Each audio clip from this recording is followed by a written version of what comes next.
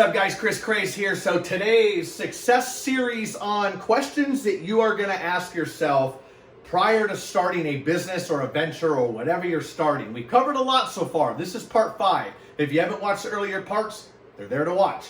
So part 5 discusses what industry are you going to be starting your business in?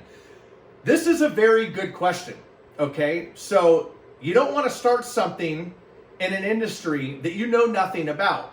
And that's what everybody's going to tell you, okay?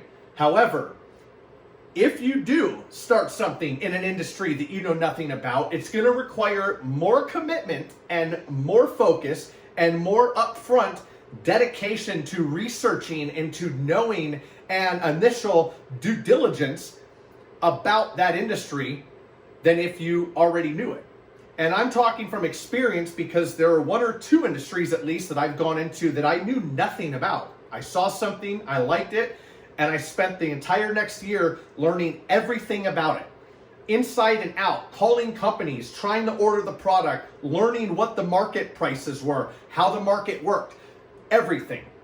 So this can be done, okay? And I use this example in other videos, but if you knew nothing about flowers, every industry has a micro industry within it. So you think industry of flowers, okay, a flower shop on the side of the road, big deal. They sell daisies and sunflowers and whatever. Well, guess what? If you just sell flowers, you're just like every one of those other shops. Now, if you got involved in the actual growing of the flowers and the process, and you explain the why, and you put a story behind it, and perhaps you delivered flowers to all of those shops, and then as your business grew, you became the supplier or the broker, and none of this may make sense just yet, but you see where I'm going with this? Now you have a need in that industry. And the more information that you know, the more information that you supply, the more valuable your business is, the farther up that chain that you work, and the more you are going to be requested by other businesses and by people that are looking for a product in that industry. Now, there's many other ways to say that, but that's at least the best way to say that right now in this video. So, what industry are you going to go in? If you don't know yet, but you do know that you want to start a business, look at what are some things that you're good at. Make a list. Write down what are things that you generally talk to friends about when you just have conversations, okay? If you're the first one starting the conversation, what are some things that you talk to people about? Even better yet, when you're at certain places out in public or with friends or to people you don't even know and you're talking to them, what are you normally an indirect expert on? What do you happen to be talking about? Those are things that could indicate something that you're good at, that you're passionate about, that you're doing something and you're advising on something that you didn't even know that you were an advisor on. So look at those and write those down. What do people come to you for? You have specific knowledge and you're able to format that knowledge into a package. You can expand on that knowledge and put more time and effort into researching it and actually turn it into a business.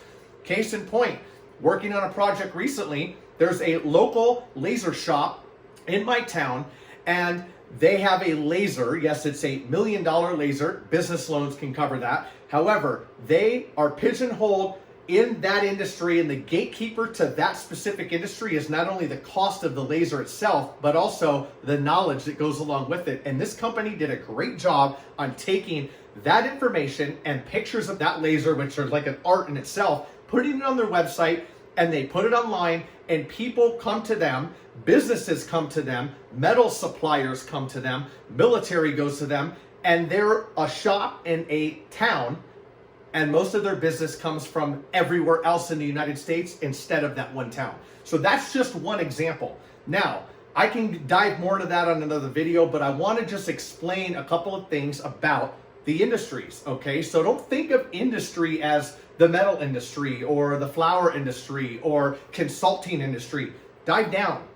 Write initially what industry you find enjoyment in, that you like coaching or you like advising on or you know a lot about. Then write down, okay, what's the micro industry inside that? And then get a layer deeper. And then even a layer deeper than that. Let me tell you this, the more refined you can get and the more specific you can get, the less general you are and the more you can charge for your prices. A jack of all trades can't really charge that much. The handyman that comes to do anything around your house, probably gonna charge you 15 bucks an hour. Okay, but the guy that pours concrete in the back or that does electrical, they're charging you 50 to 100 an hour. The reason why? They're very specific on what they do. Maybe they hold some licenses, but more importantly, they hold refined and specific knowledge on what they do, and that allows them to charge more. So think about that. Write your list down, go in deep on it, and don't just stop at the first or second tier. Get down into really what is the industry you want to go in. Up next on our video series here for part 6, what problem are you going to solve? More on that on the next video.